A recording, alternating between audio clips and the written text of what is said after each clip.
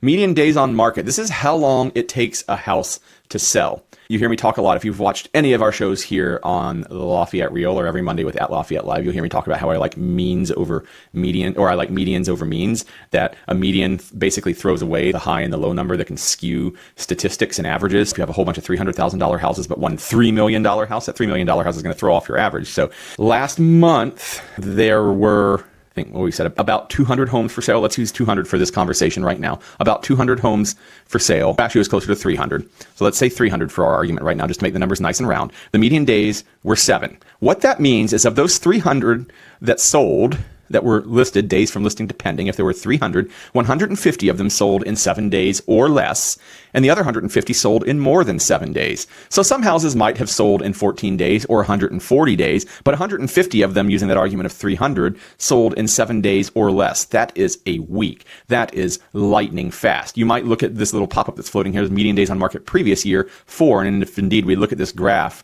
it hits 4 last year, and if we were to zoom into the West Lafayette market, it gets down to 2s and 3s. But 7 is fast. In a market that has historically been in the 3 to 4 week range, in the 25-ish day range, somewhere between 21 and 28 days, you put your home for sale on a Monday, you've got an accepted offer by a Friday. The housing market is still hot. If you have a home for sale, there is a buyer for it. While we're slowly growing back towards what might have historically considered been a balanced market in the inventory sense, we are not there in a time sense. Those homes that are coming on the market are really just backfilling the pent-up demand, and the people that need to move always have to move. You got a new job, you have new kids, you get married, there's not enough space, you have to transfer, whatever the case might be. There are always people that have to move, but then there are people that might want to move, and that market is starting to shake loose just a little bit more.